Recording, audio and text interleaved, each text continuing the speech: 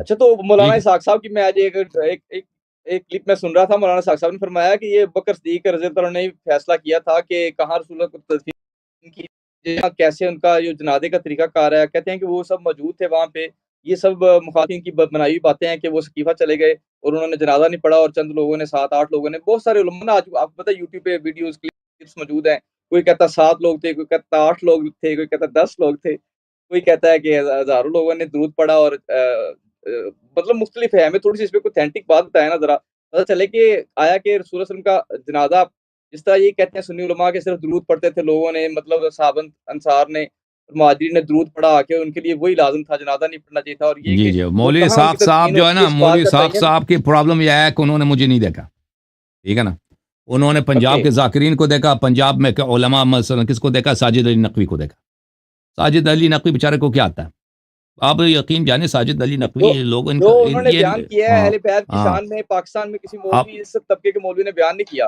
ان کا سارا ہاں گروہ ان کے خلاف ہو گیا تھا سر۔ تو یہ جو باتیں شیعوں کے خلاف اس نے کی ہے، وہ اس نے اس کا واسطہ مجھ سے نہیں پڑھا تھا، اگر مجھ سے پڑھ جاتا وہ بھی مجھ سے چھپ جاتا، کیونکہ مجھے پتہ ہے مولوی اسحاق میں اتنی وہ تو جرأت بڑا نہیں تھی کہ احترام وہ کرتے شیعہ علماء کا، وہ کہتے ہیں میں نے ساری کتب پڑھی ہیں، وہ کہتے ہیں ان کے اور لوگوں نے سن لے لکھا، بھائی سن ان لے، کے وہ قابلین نے لکھا ہے، اس وہ میں کیسے اتنا باہر جرأت آئیں؟ نہیں تھا جیسے دوسرے علماء ہیں، وہ آ کے حق کی تصدیق کریں کہ یہ حق ہے، وہ بہانہ کرتے کچھ کہ اللہ یار یہ گالی دیتا ہے، یہ دیتا ہے، اس لیے میں اس سے گفتگو نہیں کرتا۔ بہرحال یہ نہیں نہیں، آپ کتاب ہے بڑے اچھے طریقے سے المصنف، بات کرتے ہیں، آپ گالی نہیں اور دیتے، سن لے بالکل بھائی، بھی۔ کتاب المصنف فی جی سر۔ الاحادیث والآثار جزء 7 چاپ دار تاج، سن 1989 میں چھپی ہے، ملاحظہ فرمائیے۔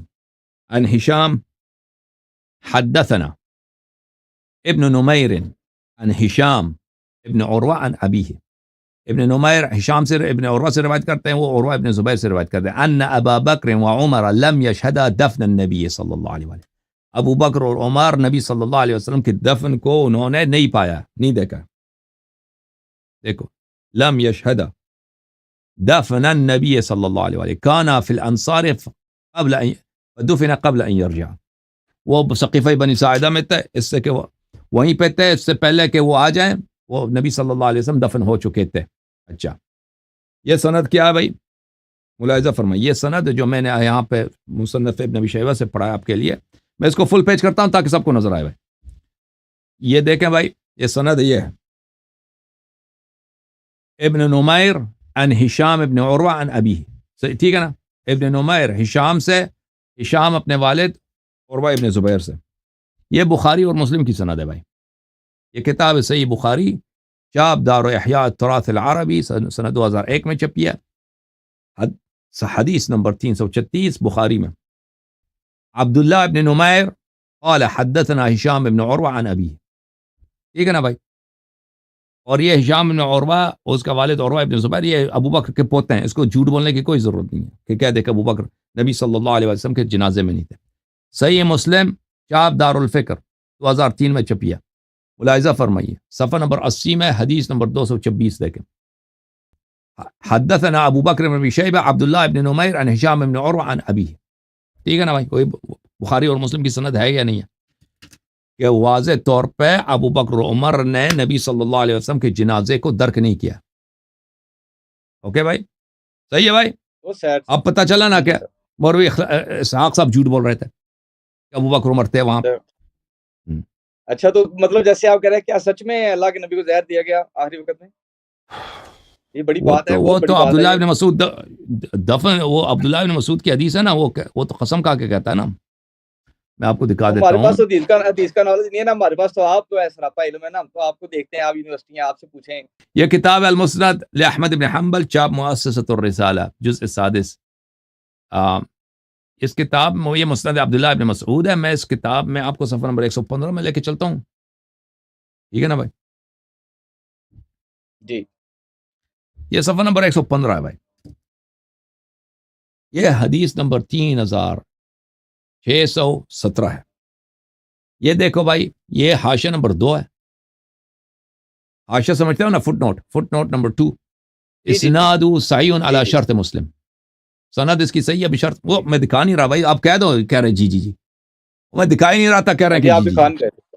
ہاں وہ کیوں نہیں بولا آپ نے میں تو دکھانا بھول گیا بھائی، یہ نہیں، 3617 ہے آپ بھائی، کی ورڈ۔ حاشیہ نمبر 2 ہے، جی جی ہاں ایسے وہ شاعر مثلا شاعر کا مائک آف ہو نا، وہ شعر پڑھ رہا ہو تو آپ سامنے سے کہتے ماشاء اللہ ماشاء اللہ، اسے جب شعر سنا ہی نہیں دی کیا ماشاء اللہ، ٹھیک ہے نا. میں نے کہا شاید نیٹ ورک سلو ہے. چل حاشیہ نمبر 2 ہے بھائی. حاشیہ نمبر 2 فرمایا اسناد صحیح علی شرط مسلم. تو یہ حدیث صحیح ہے. اچھا حدیث کس سے مروی ہے؟ عبداللہ ابن مسعود رضی اللہ تعالیٰ عنہ سے.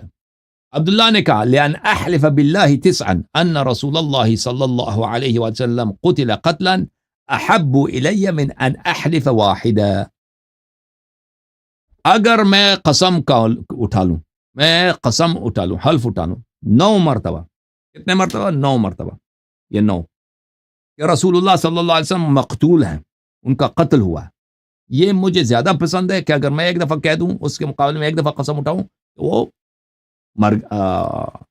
وہ کیا ہے کہ ایک دفعہ قسم کہوں مقتول ہے. ہاں دو چیزوں کا 9 دفعہ قسم کہوں یا ایک دفعہ قسم کہوں کہ وہ قتل ہوا ہے. میں کہتا ہوں مجھے زیادہ پسند ہے کہ 9 مرتبہ قسم کہوں. یعنی اگر یہ دوسرے بالفاظ دیگر یعنی رسول اللہ صلی اللہ علیہ وسلم 100% نہیں 900% شہید دنیا سے گئے، قتل ہوئے. وَذَلِكَ بِأَنَّ اللَّهَ عَزَّ وَجَلَّ، وہ اس طرح کہ اللہ تعالیٰ نے اتخذہ نبیہ، اللہ نے ان کو اپنا نبی بنایا، وجعلہ شہیدا، اللہ نے ان کو شہید قرار دیا. تو نبی صلی اللہ علیہ وسلم مقتول دنیا سے گئے. اب عبداللہ ابن مسعود یہ نہیں کہہ رہا کس نے قتل کیا، اتنا ہی کہتا ہے کہ میں قسم اٹھا ایک دفعہ نہیں 9 دفعہ قسم کہوں مجھے زیادہ پسند ہے کہ نبی صلی اللہ علیہ وسلم دنیا سے مقتول گئے. اب کس نے قتل کیا پیغمبر کو؟ پیغمبر کو کس نے قتل کیا نا، بات یہ ہے. اب یہ کہنا، اب بتائیں یہ کہنا، ہاں اب یہ کہنا دیکھیں والی کوشش کا سلسلہ یہ کیا، ہاں بالکل. اب یہ کہنا کہ بھائی کہ وہ خیبر میں جو زہر دیا گیا تھا نا اس کے اثر سے مرے ہیں، یہ کوئی حدیث کوئی روایت نہیں ہے. یہ صرف علماء کا، ہاں خیبر میں زہر نہیں دیا گیا تھا نا. آپ سن لو بھائی، سن لو پلیز سن لو. خیبر میں یہ علماء کی کیا، علماء کے اجتہاد، علماء کی رائے، اس کی کوئی حدیث نہیں ہے. خیبر سنہ 6 ہجری کا واقعہ ہے. سنہ 6 ہجری میں نبی صلی اللہ علیہ وسلم خیبر میں ان کے لیے زہریلا والا وہ گوشت لایا تھا، دمبے کا گوشت لایا تھا یہودی عورت نے. تو اس گوشت نے شہادت دیا تھا کہ مجھے نہ کھاؤ میں تو نبی صلی اللہ علیہ وسلم نے کھایا ہی نہیں تھا.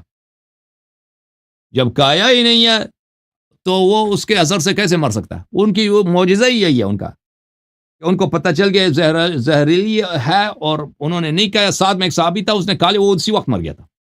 اس صحابی کا نام بھی کیا تھا؟ اس صحابی کا نام تھا، میں اللہ آپ کو بلا کرے، ہاں اس صحابی کا کیا نام تھا بھائی؟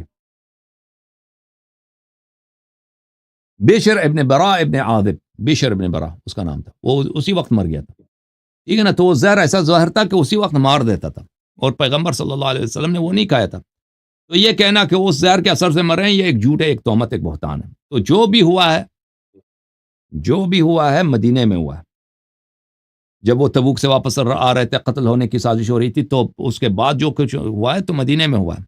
تو ان کے موت سے کس کو فائدہ ملا ہے؟ کون خلیفہ بنا؟ تو آپ خود سوچ لیں کہ کس نے ان کو زہر دیا ہوگا. ٹھیک ہے نا. شیعہ حدیث میں تو واضح ہے کہ کن لوگوں نے، 4 لوگوں نے ان کو زہر دیا. شیخین نے، ان کی 2 بیٹیوں نے ان کو زہر دیا. اب شیعہ حدیث میں تو بڑی واضح ہے. اوکے میرے بھائی، اللہ آپ کو جزائے خیر. اللہ آپ کو تھینک یو. انشاءاللہ. السلام علیکم. علیکم السلام. جوم جاؤ، پرواز کرو، کیوں فخر سے سر اٹھا، کیونکہ اللہ تعالیٰ نے تمہیں انتخاب کیا. صراط حق پر صرف تم ہی، صراط ایمان پر صرف کیا، کیونکہ اللہ تعالیٰ نے تمہیں انتخاب کیا. صراط حق پر صرف تم ہی، صراط ایمان پر صرف